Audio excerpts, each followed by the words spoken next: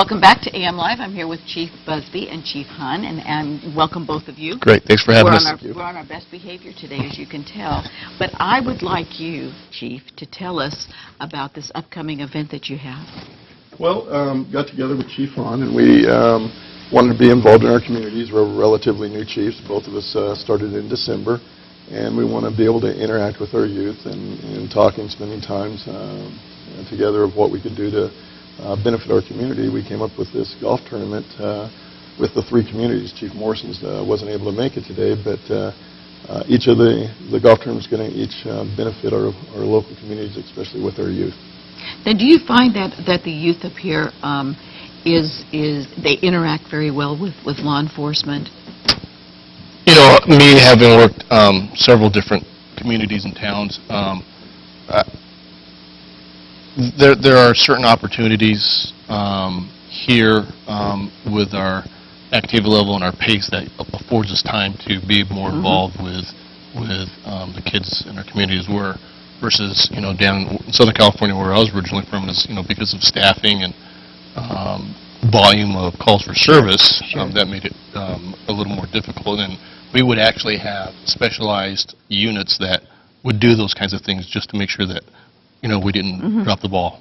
Well, haven't you found that the kids up here, they're pretty good, though? I mean, I have found some, they're so polite. I mean, obviously, every situation arises where you have a few, but we're very blessed. But I think it's very important that children and young teens get to know the law enforcement officers on not on a personal basis, getting in trouble, but being able to be accessible and to go up and just to chit chat and to do that. And I think that really makes a good rapport. Absolutely. And you become their friend. They don't want to run away. They want to come up to you and say, hey, you know, I heard this, or can you tell me about this, or what affects this, you know. And I think that it's really important that they do that. And this is great that you're going to have this this charity golf tournament, because I think that it brings out the fact that you are in contact with the community and you want to do you know, that one-on-one with people, including their parents, which I think is really good. Because most of the time, the contact sometimes is negative, and we want to turn that around and make that positive.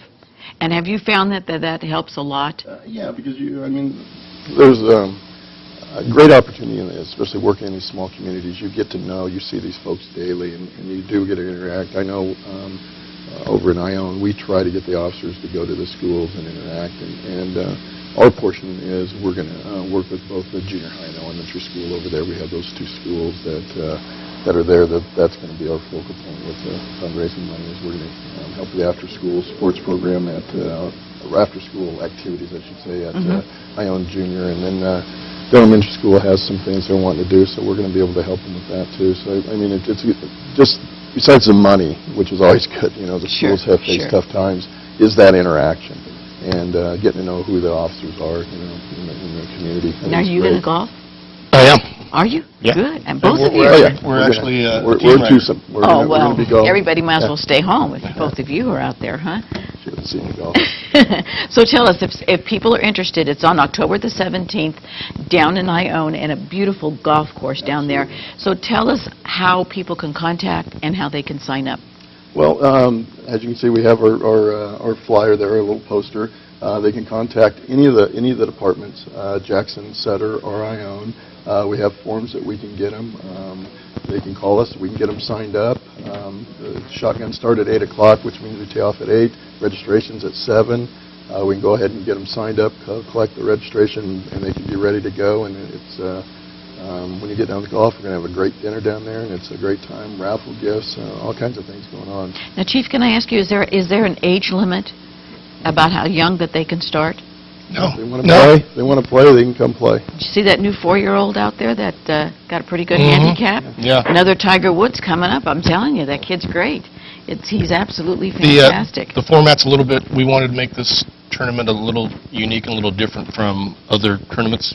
So this is actually a 2-man scramble versus a 4-person scramble. So just something a little different, a little unique, and kind of try to twist a little bit. Wonderful. And the cost to... It's $100 per golfer. Great. And, it goes to obviously pay our green fees, pay for the mill, and then obviously we get a profit out of that. We can also, if people aren't able to play and they'd like to, what we call T-signs, where they sponsor a hole, especially businesses, we can take their business and we put up a sign where also there's different sponsorship levels. They get a hold of us, we can explain, we can hang some banners for them, showing that they're supporting the local PDs. Right. Well, I would like to really thank both of you very much, because I know that it's very, very difficult doing the job that you do, and I appreciate everything that you do. People don't realize how difficult it is.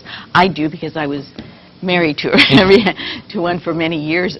But I must say that I believe that the law enforcement in Amador County, everybody that you've met, is so open. And they embrace you when you come up and to ask you a question. A lot of times that interaction is not there. So that's why I think that it's so important. And I thank you for doing this because it means so much to the young kids to know that law enforcement is on their side. And it's special, and especially if you have children. You interact with your children on when you come home, you're dad, right. And you're not a police officer. This kind of started with, and each individual city's POA is going to decide how the funds are dispersed with the money raised at the end of the day. But, my original intent was to, make Christmas or the holidays a little bit better for some families and for some kids that aren't as fortunate as us. And then, talking with Chief Busby, this thing kind of snowballed. And through some very generous donations in the community, I think we're going to be able to do a lot more than that. So great. Well, I thank you both. Don't forget, October the 17th, you can go on. I believe there's a website that they can go on. They can check it out, or just call down there and they can give them. Call down there. It is on the Ione Police Officers Association website. I don't know about the other two cities. Okay. But like I said, they can always call any of the local PDs, Jackson, Sutter, Ione, and we'll give them all the information they need. Great. Well, thank you both again. I appreciate all your hard work and everything that you do for your community. With that, we have to go over to Cam and, oh boy, Chuck.